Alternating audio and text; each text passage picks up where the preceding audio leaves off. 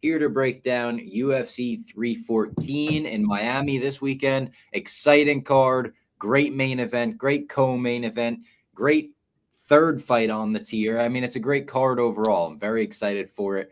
Of course, we got to tell you about one of our sponsors right off the top. That is Blue Chew. We love Blue Chew. Have better sex with Blue Chew. Blue Chew is the original brand offering chewable tablets. These erection-enhancing tablets make men achieve stronger, harder, and longer-lasting erections for sexual activities. It's a funny way to kick off the show, just right away with it. Being like, have better sex is 11 a.m. I love it. Blue Chew is putting its money where its mouth is and offering you a month free. The process is simple. Sign up at bluechew.com, consult with one of their licensed medical providers, and once you're approved, you'll receive your prescription within days. Blue Chew tablets are made in the USA and prepared and shipped directly to your door. You can take them anytime, day or night, so you can plan ahead or be ready whenever an opportunity arises. The best part, it's all done online. That means no visits to the doctor's office, no awkward conversations, and no waiting in line at the pharmacy. Make life easier by getting harder and discover your options at bluechew.com. And we've got a special deal for our listeners. Try your first month of Blue Chew free. Visit bluechew.com for more details and important safety information. And we thank Blue Chew for sponsoring the podcast. How we doing? We got some shit talk from Hot Billy in the chat before we went live. They said they can't get off the stool. That made me laugh. Vince in the chat. What's going on? Vince, Rube, Chris, Hot Billy's back. I love it. Juicy J fights on Blue. They can't get off. We got a big card this weekend. We've been through some. I mean, we love the fights, but even I've sent a text this week in the chat, which I kind of agreed with. He was like, the Apex is getting real old, man. And I kind of agree with him. But last week was whatever. There was some fun fights. That being said, big time fight card this weekend. Robbie, you'll be there. I can't wait to watch. It's going to be phenomenal. It is the Apex ones. You know, I was someone who had really never complained about it at all, and it just hit me this weekend. Like I was like the fights. I think it's even the fights themselves. Like I think the fighters feel it, even if they don't if you can't conceptualize it. I really think they fight harder with the crowd, the adrenaline, everything that goes into the live, gladiator type vibe. I think that's what makes it special. So I think it really this weekend. I was like, man, I'm sick of these. I'm always gonna watch them because I love the fight so much. I'm gonna watch no matter what. But it definitely is getting old. We need because I just even a Murphy Emmett. I feel like they go harder if there's a crowd. I really think they would. I agree. I felt like the Apex fatigue this weekend. Like you said, I'll watch every weekend. I prefer there to be a card than no card. But just it was a long card. It was kind of a late card. It's 1 a.m. and I was just like, what are we doing with these Apex cards? I thought the same exact thing. Also, the card itself was, like you said, there were some fun fights, but it was a bit of a slog to get through some of those other ones.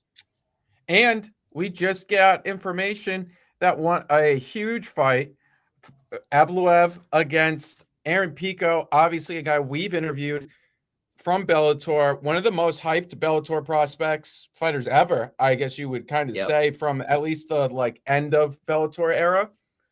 And they're going to fight in May, at least. I don't know if it's been fully confirmed by the UFC, but it seems like it has been, that they'll be fighting in the Apex May 17th, which just stinks. That's a huge, huge fight. I know it's two guys. I mean, Aaron is American, but I think he also identifies a lot with his Moroccan roots. And Evloev is from Russia. But that's a fight you can main event anywhere, I think, just anywhere. I mean, that's a banger and someone that people have wanted to see come into the UFC for so long. It feels like if you were to put, and I know Aaron Pico is not on this level, but it almost feels like if you were to put MVP on the Apex for his debut, where it's we've been talking about this guy for so long, and then all of a sudden, you put him in the Apex. It feels strange. It is strange. It's one of those, that's a fight that feels like, I don't know, it's honestly, we're beating around the bush. The fact that the fight is even happening.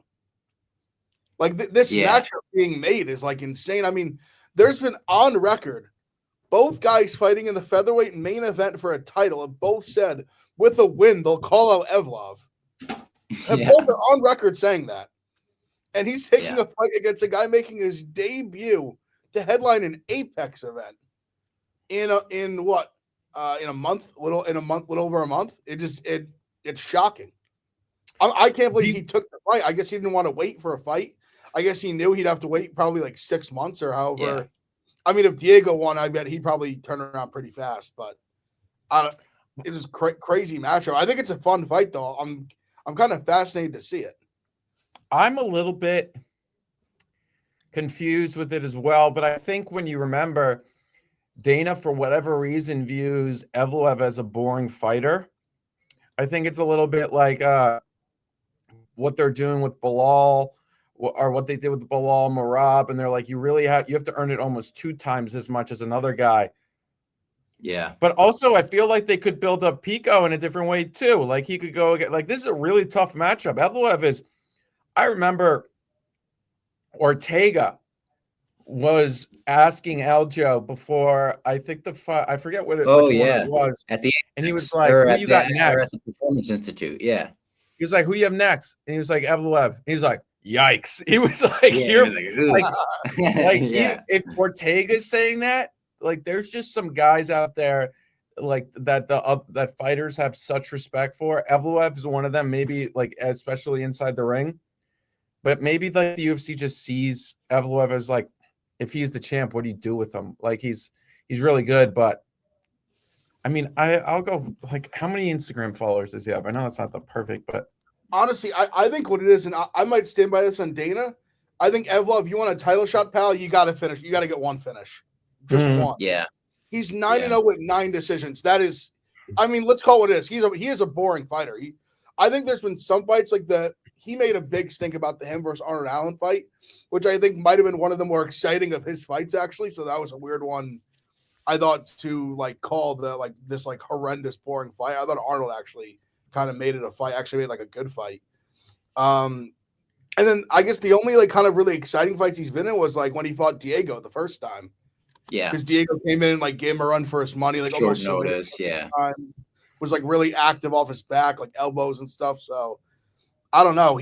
I almost feel like for Dana, it's like if he doesn't finish Pico in like 5 rounds, it's going to be like, what do you like? Then really, what do you do with this guy?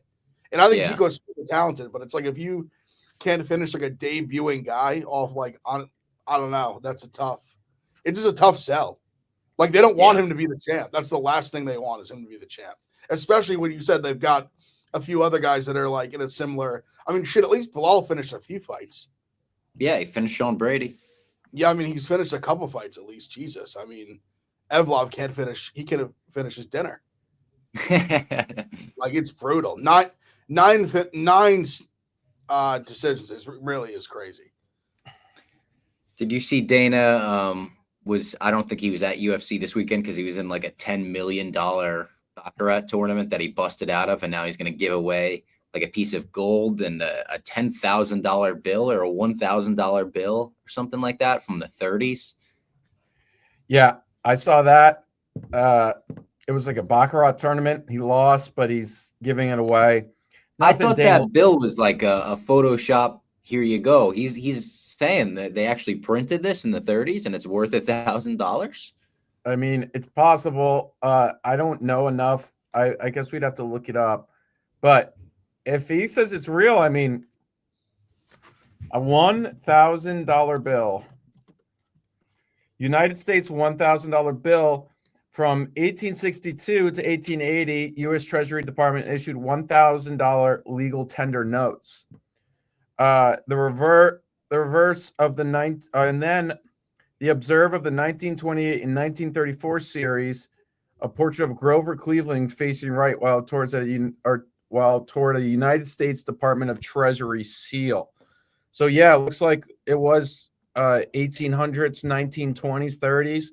I wonder when they got rid of it though. Yeah. The last one, I feel like we should see those more in pop culture. The last one made was 1934. I don't know if you could use it. Like, could you? I probably not. I don't think so. I don't think you bring that to Domino's. The cashier's taking it. Can you use a $1,000 bill from? in modern times. It's probably just like a collector's item because his looked like he got like the Gem Mint 10. You know, they put it in that like plastic case. Okay, it cannot be used as legal tender for everyday transactions in modern times. Wait, there was a $100,000 note back in the day too. Imagine losing a $100,000 note. Your bill. Someone just Damn. swipes it. Some guy just swipes it in your wallet. Now he's got $100,000. Yeah. And also back then, $100,000 was like $1 million. Yeah, I mean, Yeah. he Definitely. went from homeless to literally rich. You mentioned I'm going to be at UFC this weekend with Dave. I'm curious who else is going to be there celeb-wise because Miami is always kind of – it could get, crazy with celebrities. I'm thinking probably, obviously, sports teams, Dolphins, maybe the fucking Magic just won a championship yesterday. Congratulations to them. Yep. Honestly, many people won't get that. But I think they do. they do. Is that the real No, they it's do? not No they do. way. This is Hot He's Billy. taking us out. That's definitely Hot Billy. That's probably Hot Billy. Yeah. Changed it real quick. That's Sly Dog. Honestly, that's a big one. I think you see a Miami card like that off season for like NFL. I think you get like a Joe Burrow in attendance. Yeah, like the big UFC guys that are real like UFC guys, like a Max Crosby. I could very well see in attendance. I was trying to think some like guys that go to like a lot of fights. I mean, anyone. Like, Odell. Yeah, Odell. I think is possible. I mean, obviously you're gonna get like Nelk Boys. I mean, they're at like everyone. It feels like, but I think they live in Miami now. Oh, honestly, be Dave's first one forever. I'm gonna really try to convince him to be there for the first prelim. I don't know about Trump, maybe, but honestly, Masvidal. I think that Masvidal Leon fight makes all the sense in the world right now if they want to run that. Oh. Masvidal's Bring been Masvidal back and dying to get back in. Masvidal is dying to get back in. That fight is never. What kind of shape is he? Do we have any idea? He says he's been training. I think he looks decent from what I've seen, like like surface level. But I mean, if there's ever a time to make that fight, it's right now. Yeah. Nelk Boys, yeah, definitely. Did you see the Nelk Boys ask Sydney Sweeney who her favorite UFC fighter was? That clip was going everywhere yesterday. Yeah. Ronda Rousey. Fine. Honestly, the funniest part of the video is hanging up and he's like, your favorite UFC fighter? Like, what the fuck? That was your He honestly was really funny. He's like, fuck. Yeah. UFC fighter, like idiot. Like, ridiculous to ask. News-wise, what else was there? I feel like there was something else. Maybe fight announcement wise with Armin. That's right. Paddy's like, he's talking shit. He don't care. He don't care who it is. And then I saw Gamrot today responded to Armin about it. So Paddy said like, oh, Armin's like grew up with a silver spoon, which is true. And then he's like been gifted fights, which I guess. And then Armin quote tweeting it was like, this is ironic coming from the guy that has been gifted every single one of his UFC fights and has been built up. And I mean, let's be real, Armin's had much tougher fights than Paddy. And then Gamrot quote tweeting it was like, stop running from me, like, which I mean, I guess is fair. Gamrot did beat him, even though I scored that one for Armin. And so that's one of the classic on Twitter right now. I'm trying to think of anything else. We interviewed Michael Chandler. We'll put that out this week. That was good. Prates says he's down to like only 10 cigarettes a day right now. Nice. All right. We're improving. My guys in the lab. One cig at a time. One cig at a time. And Jack, no booze, no drinking. That's huge. Honestly, him answering the question, I don't know if you guys saw like the full clip of him talking about it.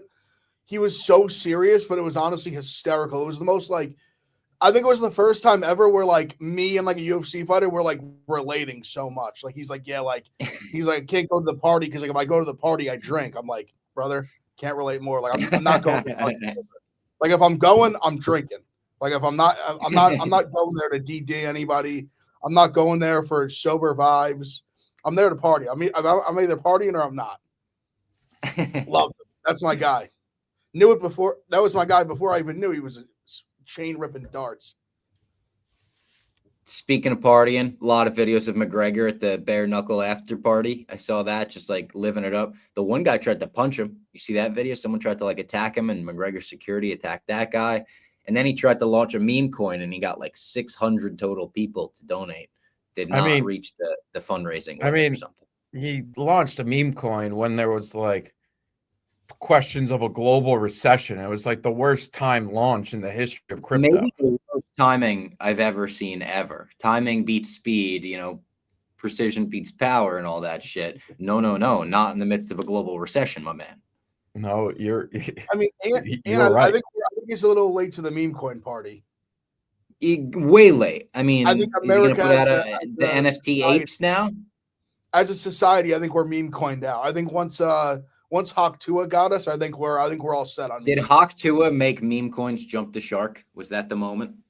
I think so. Jack, I think the Hawk Tua rug pull really opened the eyes of America. What are we doing here?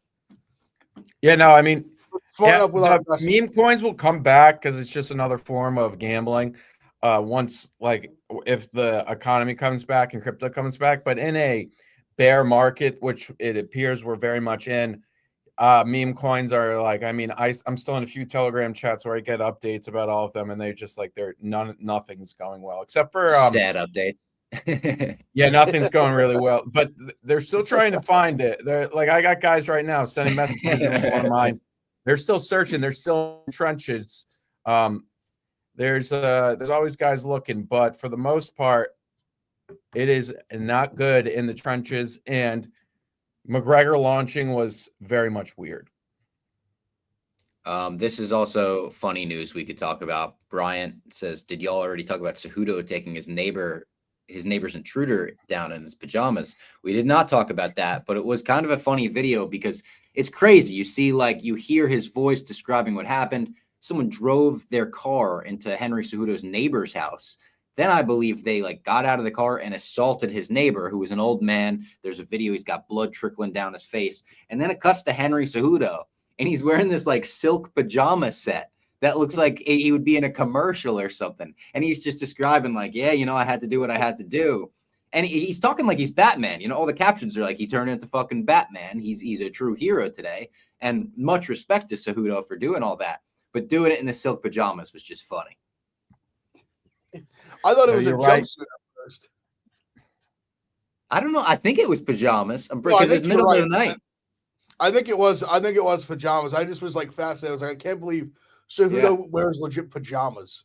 They were like salmon colored too. They were like very like, they seemed like they would be worn in friggin' The Sound of Music or something.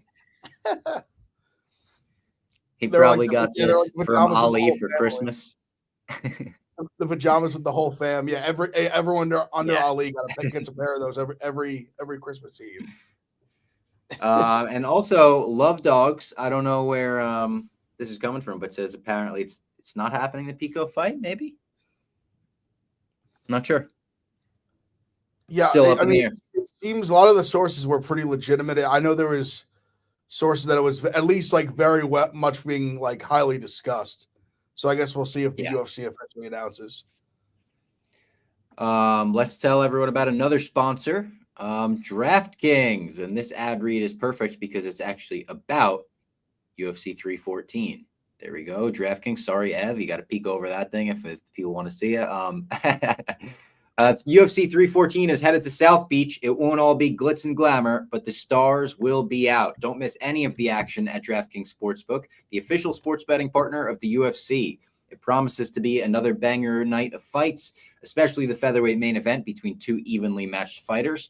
First time, just pick something simple like picking a fighter to win and make your pick. It's that simple. And if you're new to DraftKings, listen up. New customers bet $5 to get $150 in bonus bets instantly. Step into the octagon with DraftKings Sportsbook. Download the DraftKings Sportsbook app now and use code BACKFIST. That's code BACKFIST for new customers to get $150 in bonus bets when you bet just $5. BACKFIST, only on DraftKings. The crown is yours. And of course, we will break down our favorite bets on this card because there's a ton of fights. There's a ton of bets to talk about. I'm sure the guys got a ton of picks. I'm excited to get into it. I'll pull up the card now, unless there was anything else we got to get into beforehand. No, I mean, let's get into it. Should be fun. A lot of really good fights on this card. Hopefully we can try to make some money. Let's try to make some money. All right. Main card begins at 10, as always, for pay-per-views on the East Coast or wherever. But the prelims start at 6. So at 6, we've got Nora Cornole versus Haley Cowan. Haley Cowan, the underdog, plus 160. Nora Cornole is minus 192. It's early in the week, so we won't have like over-under or props for a lot of these fights yet. I don't really have a great read on this. Me neither. I guess Cowan could get the wrestling going. Cornole's a little bit older, I'm pretty sure. I think she's. I got to be honest. Now that I'm thinking about it, I just said on this show I'm going to try to convince Dave to get there for the first prelim, get that respect. I might sell him on the second prelim. You know, Fair. Yeah, like fair. if this is the first fight he sees, he might have a bad perception of the night going forward. No, because honestly, Now- the next three I think are really good fights. Pretty good So fights. I agree. I Exactly. think Yeah, it's like fair. his I think first it's fight fair. needs to be a banger. Now Nora has like those sick tattoos. She has like she's won 8 fights in her UFC or not UFC career, her MMA career. 6 of them have been by knockout. She'll be going in there trying to find a finish. Now, can Cowan kind of get her wrestling going, take her down? I'm not that confident. I don't know if I'm gonna. I don't think I'm gonna bet on this. I've seen some people I respect on both sides, so probably sit this one out. Yeah, if I had to pick, I'd pick Cornell because I think Cowan's just not good. Real quick diversion because Jesse Adams, great guy, says random question to the boys chat. I need to go to my first live MMA event. Which card should I go to out of these? Sandhagen Figgy May 3rd or wait till O'Malley Marab 2 June 7th? I live in Michigan. Kind of depends what you're looking for. I feel like the Sandhagen Figgy fight will be way cheaper. You could probably get way better seats to that one. And got to travel less. Yeah. Is Des Moines to I think that'd Michigan be a good one. drivable? Probably. I think right? it is. I'm not sure. Yeah. The Midwest is tough because I could think it's 2 hours and it's sneaky can be like 8 hours. I know. So I never. But obviously in Jersey, you'd have to fly, go for the weekend. We'll be there in Jersey. Yeah. I definitely plan on. Yeah, going. we'll be there. I definitely plan on going to that card. You can see us there. But yeah, I mean, you can't really go wrong. It's like I would say Des Moines ticket. I think you have a great main and co-main, like really great main and co-main. You have Bo Nickel, RDR is a great fight. Stevens Jones is a great fight, and they definitely should be cheaper. he He says said it's Evans, 9 hours. It's 9 hours. I figured the Midwest is weird like that. It's all It big is. streets. All right. Next fight on this card: Tresean Gore versus Marco Tulio Silva. Tulio Silva minus 355. Tresean Gore plus 280. I think I would take a shot on Tresean Gore plus 280. Am I crazy for that? I don't think I you think are. Tulio's pretty good. You think so, He John? is. And Tresean Gore, I feel like I've bet on Tresean Gore in the past, and he's disappointed me because he like just couldn't get going. I don't remember what fight that was specifically. Cody Brundage. I mean, the right guy. Yeah. Might have been I the mean, he Brundage. also- Might have been the Brian Brian Battle. Battle fight. I think it was the Brian Battle fight that was his debut. Yeah, no, Tresean, I mean, the guy's only fought 7 times as a 3 or 4 professional. times. Or yeah. And he's been in the UFC. UFC since 2022.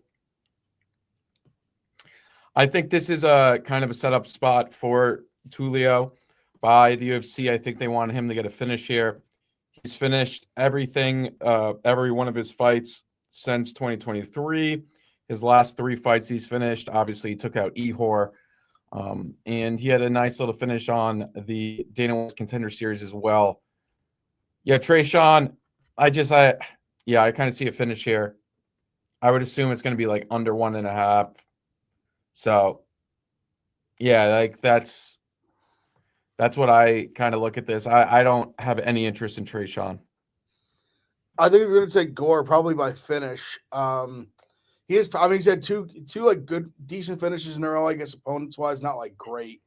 I'm just not sure how good Marco Tulio is. Like beating Eeyore, like literally everyone beats Eeyore. Everyone. Besides like the corpse of Shogun. Yeah. I don't know. I don't think he's great, but I don't blame anyone like not loving Trayshawn Gore. Like he's not great either. But if you got like a solid like inside the distance on him, like a plus like 500, like something crazy like that more, I would consider it. But and then we've got Muradji versus Mitch Raposo. Mitch Raposo plus 150, Muradji minus 180. I don't remember Mitch Raposo very well, to be honest. He fought a contender series. Actually, he lost. He fought Lima on that card last year in Jersey. Lost, but was That's like right. We watched him fight. Yeah, he was like sort of competitive. I think he's had like 2 fights like that in the UFC where like he's actually like he's been a big dog and has fought like okay, but lost both. I just feel like Samadahari's got to. I mean, he's got to have like big height, reach advantage here. Powerful guy too. Raposo's a Staten Island kid. I'm pretty sure. It looks like he was on the Ultimate Fighter, lost on the Contender Series, lost, and then made his UFC debut at that Jersey card, lost, and that was his only official UFC fight.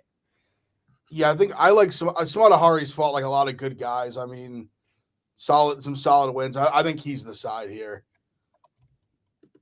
I agree. I just think this is kind of a levels fight. Now, Raposo, I wouldn't say he's fighting for his job yet, but he's getting close. Sue's been in there with just a lot better guys. I mean, Andre Liam is not bad. Don't get me wrong, but like Matt Schnell, I view better Tim Elliott, Charles Johnson.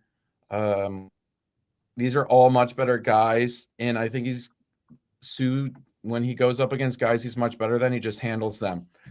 I've looked at him potentially as a parlay piece, but the price has come down a little bit. So I'm kind of looking at it and thinking, should I wait a little bit? Maybe I'm reading this wrong. So under 2.5 may be a good spot too. We'll see what that opens at. Don't have the best read yet. I have not bet it, but I think Sue's pretty safe. But it's tough to trust him. He's definitely a guy you want to take as an underdog or close to even odds. Then we've got Cedric Dumas versus Mikhail Oleksiejczuk. Oleksiejczuk minus 198, Dumas plus 164. Here's my question for you guys. Is Dumas good? How good do we think he is? No, he's not good at all. I wouldn't use the word good. Yeah. I don't think he's horrible. Yeah. I don't think so. He beat Brundage, right? Is that the best win he's got? One of the only wins he's got? He beat Brundage. I guess he had the he beat Azitar. He beat Dennis Tululin. Not great wins. Yeah. I don't think Dumas is. I think Oleksiejczuk is going to win this fight. Dumas is closer to bad than good, in my opinion. Yeah, I would agree. Yeah. Do you think he gets finished here? I think this is an under spot without a doubt. I would assume the under is going to be juiced. It may be even under 1.5. Just because that's how Oleksiejczuk fights. And Mikhail's with he's with the fight nerds now, which means he may be doing a little something. I think he may knock him out here. He's with the nerds. He's a fighting nerd now. Oleksiejczuk is. Yeah.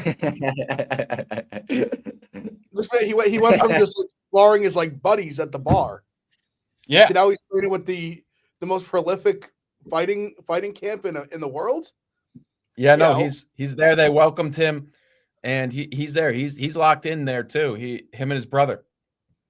I want to see more unlikely people join the fighting nerds. That's yeah, awesome. that guy like Chase Hooper, the PFL guy, on the other night. He's that's right. Japan. Fucked us. Yeah. He fucked me, yeah. I had plus 140 on a guy. He closed plus 100. Fighting Nerd stopped him in the first round. It was unbelievable. Never thought I'd see an Asian fighting nerd, but that's how it rolls. Now there's a Polish. I think Mikhail gets a finish here. I want like Shauna Bannon in the fighting nerds. Just as unlikely. Don't as bring it up gets. that name. Puja Tomar. Sorry. Puja Tomar Oh, was the Dude, bet of the Puja fucking Tomar. century. Puja Tomar was the bet of the century. She flatlined her. What a broke that. My heart still breaks. My heart still breaks for that. We need Jack to put on the nerd glasses. Jack and the Fighting Nerds. I mean, I mean, yeah, I'll put on glasses and I'll have a little syringe with me too. Just for an IV, right? Just normal IV. What you're talking about? Just, IV. Hydration. Darren Elkins versus Julian Erosa. This is, I think, the first fight on like the normal highlight prelims or whatever. Darren Elkins plus 280, Julian Erosa minus 355. Could the damage do it? Could the damage turn back the hands of time one more time and beat Julian Erosa here as a plus 280? I think so. I think I could take him plus 280 and feel okay about that. Elkins plus 280, little sprinkle at Elkins round 3, just for the soul. And that's a system play. Yeah, why not? I wish I could put a prop on like comeback that makes Joe Rogan cry. Yeah. Most likely to make Joe Rogan shed a tear. Darren Elkins plus. But honestly, Elkins might be like the favorite. Yeah, true. Yeah, he would be like minus Volk, 100 like for that. Vulcan than him. Yeah.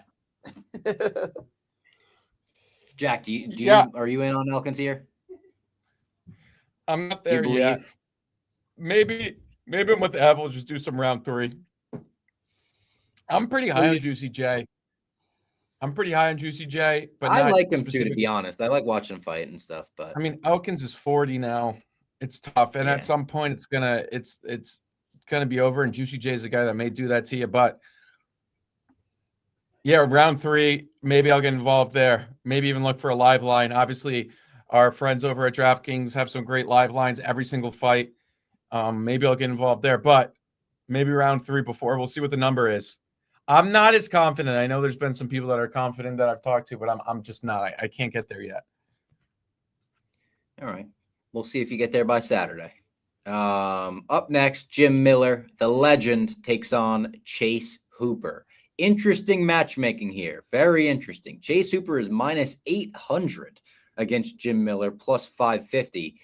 I love Chase Hooper. I think this is a very winnable fight for him. Minus 800 feels like a bit much. I don't foresee this fight going in a way where Chase Hooper wins and we go, he looked like a minus 800 favorite. But I probably do think he's not the side. You're not going to bet on him, but I think he's going to win the fight probably.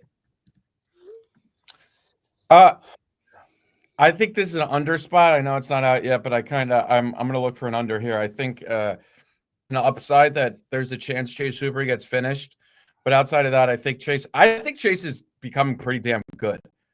I want to see him against a top 15 guy soon or closer to that. But this is like what he did to Clay Guida. I think he could do the Jim Miller. Jim Miller's getting a little bit older, and I think he can be finished early. And just how this fight's going to go. I think Hooper is going to be able to get him down and choke him out.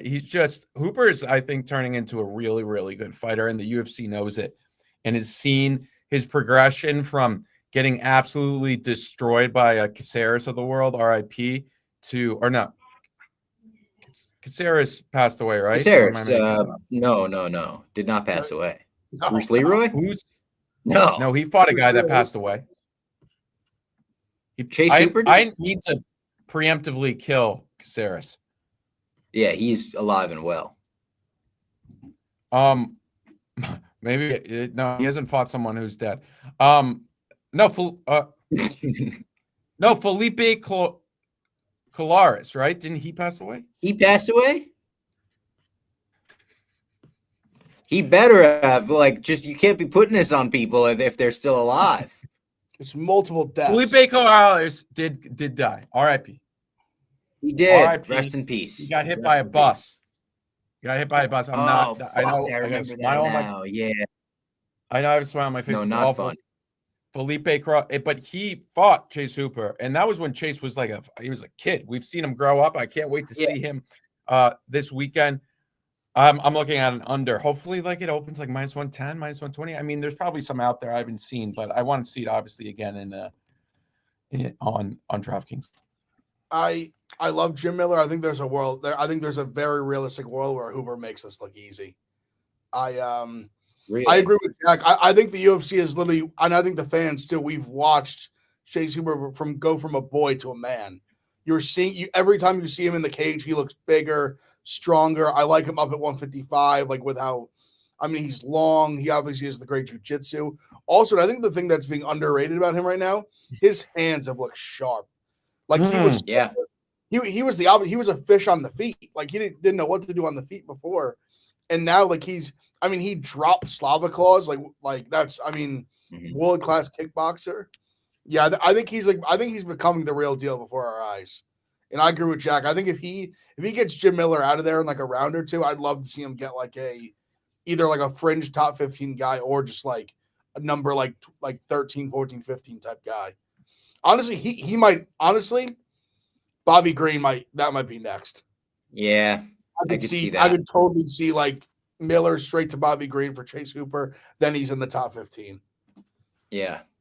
That could be his gimmick, Randy Orton style, like just retire legends. Just one after another. Guida, Miller, give me Bobby Green. Like give me all the old guys. Retiring all the legends, yeah. Up next, Jan Jianan versus Virna Jandiroba. Jandiroba is -148. Jianan is +124. I think it took me a little while. I couldn't really be fully bought in. I think I'm in on Jandiroba. I think I'm in on the meme. I'm in on her as a fighter. I think she's winning this fight, and I think I'll bet her actually at -150. I think I'd bet her. I've already bet her. It's Virna's season. It's Jandiroba's season. Shout out. She's just gonna go in there with her knee pads, and she's gonna she's gonna take down Jan. And what it comes down to, I think, is obviously on the feet, Jianan is the much better striker. But when she has to worry about those takedowns and Virna spam shooting those takedowns, she's going to be in trouble, and she's going to take her down. We've seen that Jan isn't great with takedown defense, and Virna is really good at it. Her pace, her cardio is really good, and maybe a little bit of a sweat, but I really like Jan here. Jandiroba. I really like her. Virna. Sorry, I just got my wires crossed there. I already bet her. -148, still available. Take her. Yeah, love Virna, and when it comes out, maybe a little Virna by sub, if that line's juicy enough. But I'll definitely be on Virna money line for sure. Takedowns. I could see her making a fan out of Dave this weekend too, and maybe just in her walkout, Dave is gonna be like, "Who the hell is this?" She's unreal. She's the GOAT. Then we've got Dan Ige versus Sean Woodson. This should be a good fight. Sean Woodson -170, Dan Ige +142. Love Dan Ige. I do think Sean Woodson's probably the side on this one as well. I think I would bet him -170. Yeah. I think he probably like grinds out a decision against him.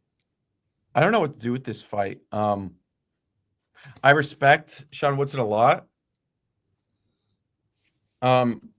But I don't know. Dan Ige, he's a fucking dog, man. You just got to respect that price.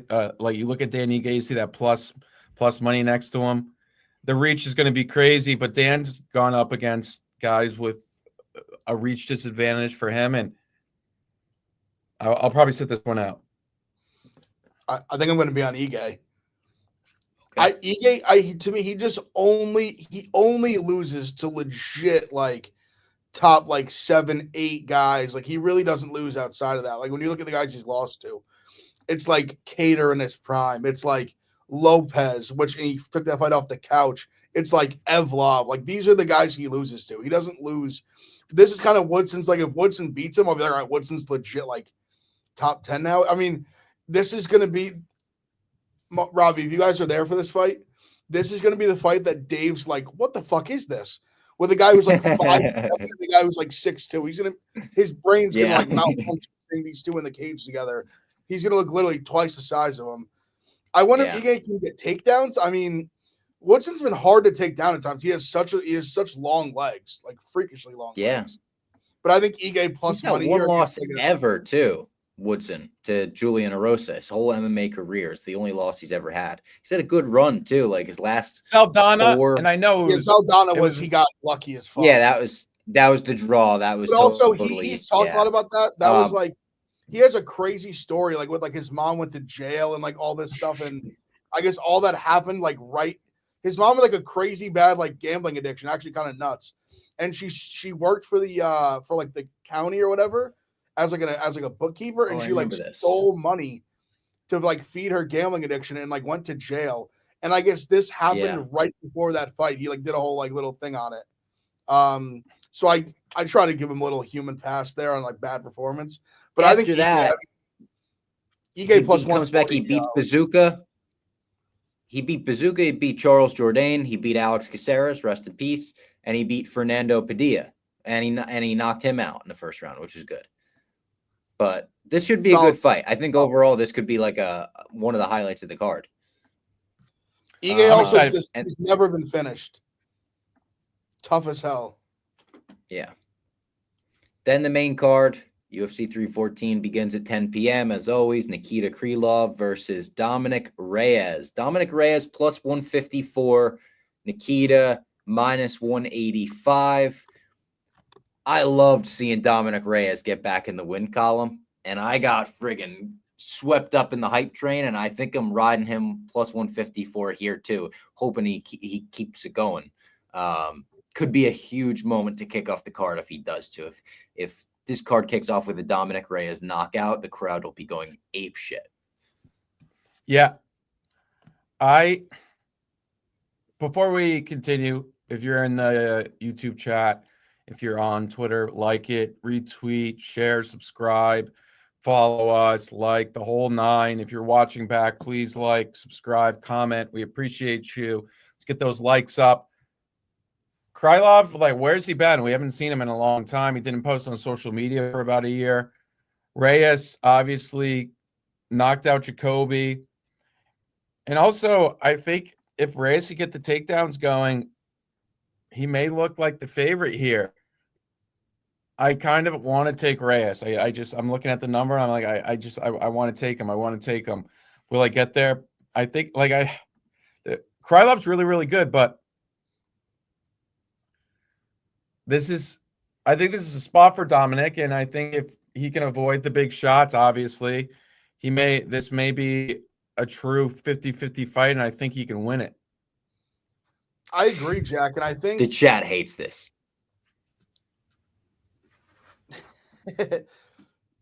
Everyone in the chat is like, please no, Krylov fight however he wants. Listen, Krylov very well might win the fight. Like I think Krylov's really good. Like Jack said, I mean, his last fight was like 2 years ago. He knocked out like the corpse of Gustafsson in like very fast, like a minute. I think in like a minute or two. I also think people are really – I think Reyes has become like a meme – not like a meme fully, but like people just, like he got knocked out like 3 times in a row. He's got 2 wins in a row now by knockout. I mean, I think we're sleeping on him here. Like, listen, could he get caught again and then we just look stupid? Like, sure. That's like, I mean, especially light heavyweights that both have power. That's just kind of like that's the game you play. I think plus 150 or better, I think is a solid shot at Reyes. Also, I mean, I don't think people can – you got to conceptualize too, like the losing streak he was on to now, like the 2-fight winning streak is so huge for like his mental. I think that's massive. I think just the mental side of it that he's like coming in off wins, I think is enormous for just confidence, everything. Yeah. All right. The next fight on DraftKings is Bryce Mitchell, John Silva. Is that how it's going to be on the card, or is it flipped with Yair and Pitbull? We can do Mitchell first. Bryce, I bet Bryce plus 230. He's plus 225 now. I think there's a chance that he just gets the takedowns going and he just is like on top. And I think his top control is really good. He's a great wrestler. If you remove the person of Bryce Mitchell to his fighter, obviously there's a shot. If he dies, he dies. But outside of that, I mean, Arc Sanity all the way. Like I loved betting him at that price. But I've been wrong about Gene Silva before. I bet Jourdain against him. I bet somebody else against him. But at a certain point, I think Jourdain got takedowns going. Now, Gene did get up, but I think Bryce on top's a little bit different. And I could see a 30-27 here. But yeah, if he dies, he dies. This is so tough because I think Jack makes a lot of great points, but there's part of me that like wants to be a part of like killing the Nazi. Like I want to be like on the right side of like American history. And I want to be with like I want to like be there to celebrate like the Gene Silva knockout. And just the memes and everything that'll come with it, like after.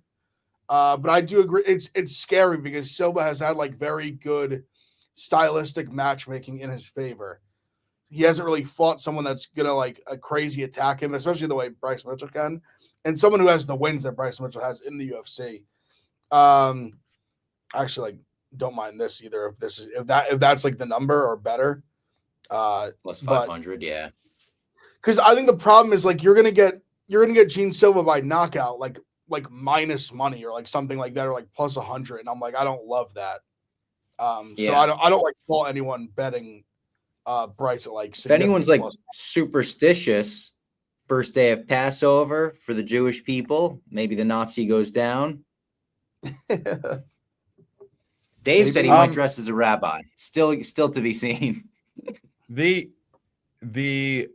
Bryce is I think Bryce's chin is a bit almost underrated at this point off of the Emmett. Now, obviously that's a career altering knockout.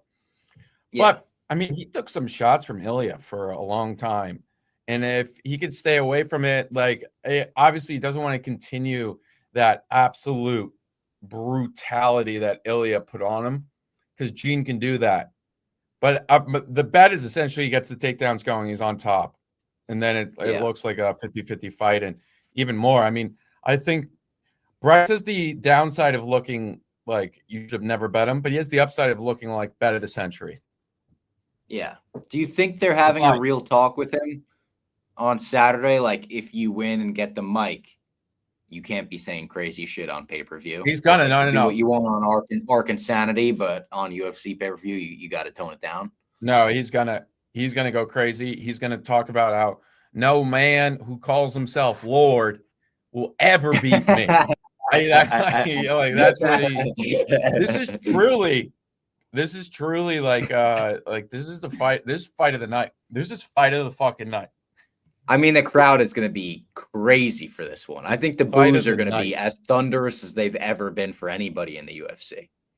This is going to be Jesus is the Messiah. Jesus is the Messiah. I'm like, Jesus Christ. Then we've got a huge debut. Patricio Pitbull versus Yair Rodriguez. Pitbull plus 160. Yair Rodriguez minus 192. I felt Mincy-esque when I saw this line. I said Vegas kind of nailed that, I think. When you look at the careers, obviously Pitbull is like one of the most prestigious Bellator fighters of all time, if not the most, right? Yair's probably still faced better competition, I think, in the UFC.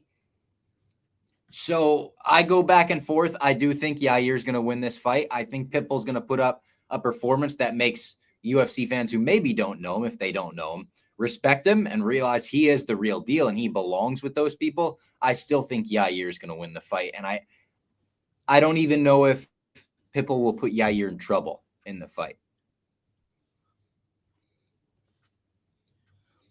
I kind of like Pitbull a little bit.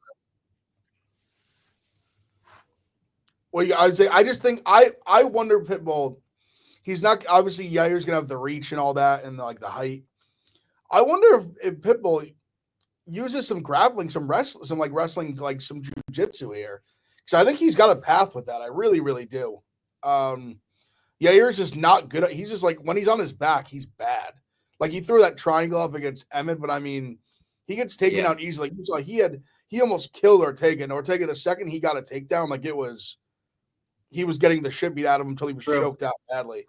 I don't know. I think Pitbull has a path. Jack, I was curious to hear your take on it because I really think Pitbull has a shot. I think I looked at the number and thought, oh man, I'll definitely be on Pitbull. But then I don't know, he's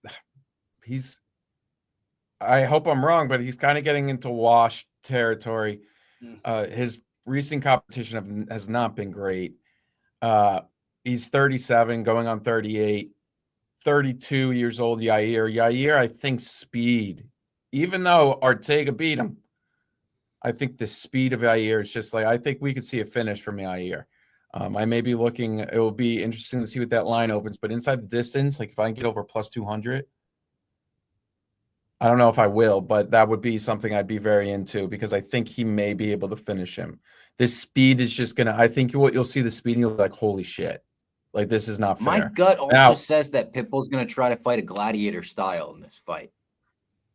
Yeah. To like impress the fans, impress the UFC, impress Dana.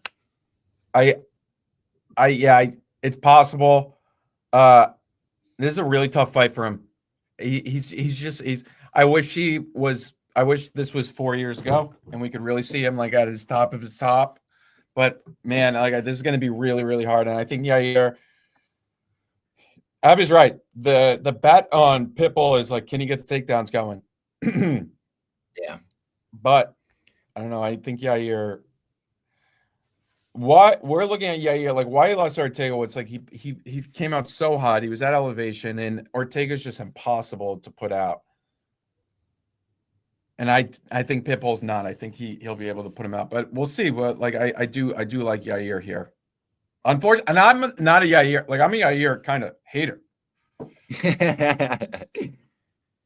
Then the co-main event, 5 rounds. Michael Chandler versus Paddy Pimblett. Paddy is minus 150. Michael Chandler plus 124. We talked to Michael Chandler earlier. Not this week, but last week, at the end of last week. He's very confident that he's going to get the finish. He's very confident he's going to get the finish early. I straight up said, you know, we're in Paddy's corner here. Like, Paddy's our guy. I'm going to be there to support Paddy. He had a fair call out too. He's like, you're never supporting the American. I was like, it's, you know, fair. I really think Paddy can do to Michael Chandler what he did to Bobby Green, as long as Michael Chandler makes a little mistake. You know, like Michael Chandler just needs to give him an inch and he'll take that mile and he'll get the submission. I think this could be like a premier. Paddy Pimblett gets the submission, goes crazy. Fans are going wild. I also sort of think it depends on Michael Chandler making that little mistake. I think if Michael Chandler fights a perfect fight, we're probably going the full 5 rounds, and this is going to be an absolute war. The 5 rounds will be interesting too. Paddy hasn't fought a 5-round fight in forever. Michael Chandler obviously just had the Oliveira one. We need the standing Gilly from Paddy. I could see that. Congrats on his baby. Yes, twins. Or Chandler. Chandler just had a baby. Probably more. Congrats on that.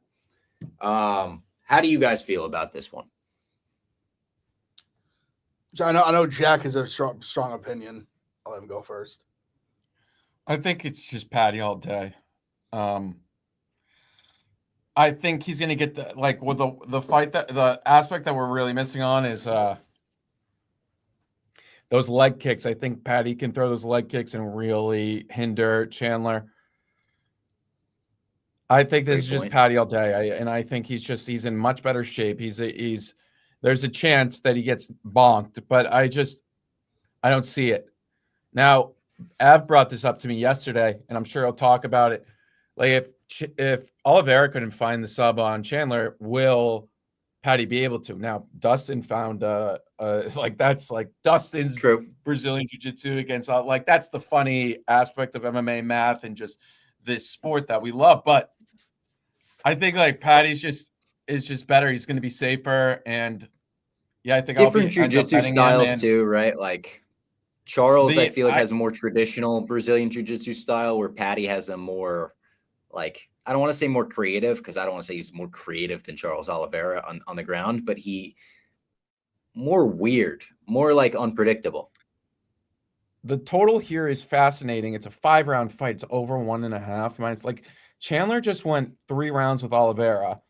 He had to get into an absolute war with Poirier.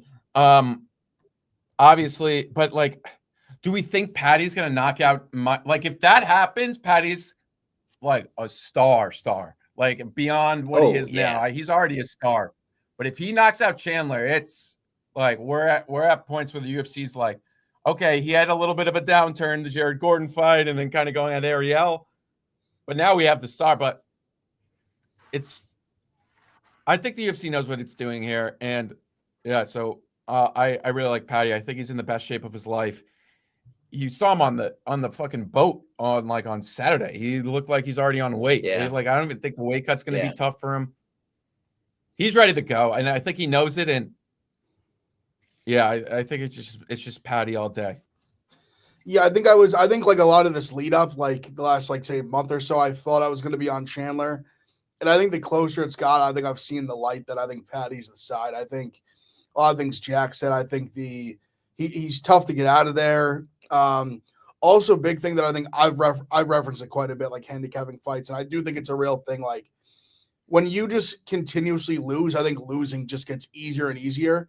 And a guy like Paddy was not lost in a long time. Like, this is he's never been more confident.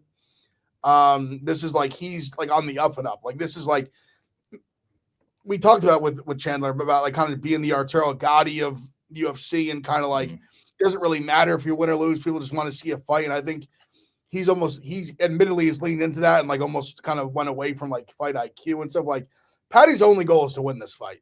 He's going to do it however he can. I think there's a good chance he does get a sub because I actually think, Robbie, I think you made a good point where it's not that his jiu-jitsu is like better than Oliveira, but it is more unpredictable. And I think he can even flying like triangles and weird shit. Yeah, the flying triangles. And I think even with like Oliveira has better hands and like more knockout power. So I think he's more willing to go with that, where Paddy is like going full-fledged. He knows like it, like, could he knock out Chandler? I mean, sure, but if he gets a finish, like highly likely it's going to be a submission. I like Paddy. I think he eventually finds a submission somewhere. UFC needs Paddy to win. I don't think they actually like need him to win because Chandler's such a big star himself. But I mean, it would be great for them if he did, obviously. And then the main event, Diego Lopez versus Alexander Volkanovski for the vacant featherweight title. Volkanovski minus 122, Lopez plus 102. This is one where I really like both guys. I wouldn't be upset if Diego Lopez won. I'm probably more of a Volkanovski fan than Diego fan. I still think Volkanovski's that guy. And I don't think the losses to Islam or friggin' Topuria make him not that guy. Hopefully his chin is still there. I know that's like an actual concern that I have to be focused on. But I still think if Volkanovski has 90% of what he was as champ, I still think it beats Diego Lopez, who's a great fighter. Don't get me wrong, like deserves to be here and everything. I just think he's a little more well-rounded and he's a little better in every aspect of the game, I think. Maybe he won't have him on like the speed. I think Diego Lopez will have him on the speed, maybe have him on the power as well. Everywhere else, I almost think that Volkanovski has the advantage. I'll throw it to you guys. It was about 2 years ago, Newark, New Jersey. I saw a young lad make his UFC debut on 5 days' notice against an undefeated, this incredible, unbeatable fighter, and gave him everything he could handle. I saw something special in a kid that day. I saw something in him. I believed in him. I fought for him. We scratched and clawed to get to this point, to a title shot. First, who some say is the GOAT of the 145-pound division, Alexander Volkanovski. But admittedly, I'm a little worried. I am. I think it's because I think this fight's very like, it's like binary, the right word, where I think like Lopez, I think we're gonna find out early, like if Volk's chin is gone, Lopez is gonna knock him out in the first like round or two. But if it's not, and I think it very well might not be. I think, listen, Topuria landed a absolute flush right hand. He might have the most like pound for pound power in the entire UFC. So I don't want to totally be like, oh, like there's no, like he's over, but he is getting older. 2 knockouts in a row. He did take a long time off, which I appreciate on his point of view. Yep. But I think Vince makes a point. Like, I worry about the 5-rounder. Like, if this goes into the 3rd, 4th, 5th round, I think it's probably because Volkanovski's taking over, even gets a late finish. I think it's, if I'm being totally honest, I think it's like if you want to bet Lopez, you bet him like round 1 or round 2 or like both, like inside 2 rounds, something like that. And I think if you bet Volk, you're betting Volk money line, you're betting him 3-4-5 finish. That's where I'm at. But I also love Volk too. This is tough. Like I wish Lopez was fighting like I wish it was like he was fighting like Evloev again. And I could just be like full-fledged like Diego Lopez fanboy, hype train, like everything. But I just love Volk so much. He's the fucking man. So if he won, I wouldn't be upset at all. I'd be very happy for him. Interesting line movement here. It was up at -130 yesterday, all the way down. Well, I mean, not all the way, but it's a little bit, obviously, 8 cents. Not the biggest movement, but -130 to -122 is a lot different from -200 to -192. Some money's coming in on Diego. This market's been open for a little bit, and some bigger money. Obviously, the limits are increasing throughout the week. I just think back to Volk against Topuria, where I was big on Topuria there, one of the biggest bets of my life. And there was a point in the second round, I was like, damn, Volk looks good. And now Topuria may have been kind of setting him up. Obviously, it worked out for him. But I think he's still kind of at the top of his game. Obviously, he's on the downswing, but he was so good. The downswing's still pretty damn good. I'm looking at Volk 3-4-5. I think he can find a finish. Diego's tough. I don't know if I really question his cardio. I think but I think Volk may be able to find a finish, even though Diego's cardio is good. If Diego doesn't have the power, what's this fight going to look like? And that's what I think about 3-4-5. Yeah, so I think I'll be on Volk, but I want to see where this market settles. I'm not chomping at the bit to bet it yet. I only have two bets. After this, I think I'm going to bet Paddy. Then Mikal I'll have in there, and then maybe Yair inside the distance. But this is a fight I want to see where the market ends up. I do respect it.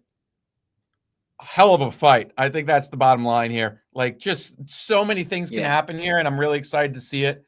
And if Volk goes to sleep, it's going to be I don't think he lays down the gloves. I think he'll want to have I don't think he does either. I think if he gets knocked out, I think he'll still continue to fight at least one more, like Jack said. But this is just one hell of a card. I can't wait for it, and it's going to be a lot of fun. I like this comment. Can't wait to hear Paddy call Chandler a sausage. I don't know. Sausage, a lizard, all of it. A lot of respect. I don't know if he will. There is. Well, it depends if Chandler wants to do any antics in the fight that he's known for. Maybe Paddy on the post fight goes off on him. You know, he's been called a lot of things. Also want to tell everyone not only about UFC. UFC is not the only fights we got in town now. We also have the PFL back. The World Tournament is here, featuring 64 of the best MMA fighters from around the globe competing in a single elimination tournament. 64 of the best MMA fighters will go single elimination for their one shot at glory, featuring 8 weight classes, 8 fighters per weight class. Don't miss the action all year long on ESPN, ESPN2, and ESPN Plus. Obviously, had an event already. They kind of reformatted things, shaking things up a little bit this season for the way the tournament is structured, the way the fights are going. Elbows are in now. There's some good rule changes. There's some good changes the PFL has made. Obviously, great roster still. So check out the PFL. A lot of great bets you could make on that as well. If you like betting on MMA, the PFL's for you. So Friday night, obviously, Talia Santos pulled out last night. So they restructured the card. There was Magomedov, who was a great Bellator fighter, also pulled out due to injury. So the top is, Jake Hadley's on this card. You got him -130. The main card starts at 11 p.m. on ESPN2 late night Friday night. I mean, maybe you go to the bar early and end up back home, turn on ESPN2, or you're at the bar watching on ESPN Plus. I'm also Jake Hadley -130 is interesting. I was looking at Jenna Bishop -166 against Kana Watanabe, who Kana's fought a lot in Bellator. I feel like I've watched her a bunch. Jenna's someone that I was even impressed with against Dakota. But I thought Jenna was like 29. She's 39. So I'm looking at this and thinking to myself, okay, what do I do with this fight? She's -166. Maybe an under there, but it could be just like an all-out grappling affair. There's some guys I have to do some tape on. Liz Caramucci's on this card, minus 750. Maybe cook up a parlay, a Friday night parlay. I'm excited. Parlay. Yeah. This event is definitely I'm definitely more excited for week 3 and week 4. There's some great fights there. Some fights have just fallen through here. But I mean, it's the tournament I think is pretty cool. I think it's a great shift from the regular season. Like it's like you're in or out. I mean, the first card was incredible. Some great knockouts. I mean, Thad Gene had the same knockout. He's a rising star. Card was awesome. A lot of great finishes. Boys, I got to do. I'm sure we'll get out to some PFL events this year as well. Yeah. All right. Thanks everyone for watching. Go watch Pick Central with Ev now. We'll see you after the card.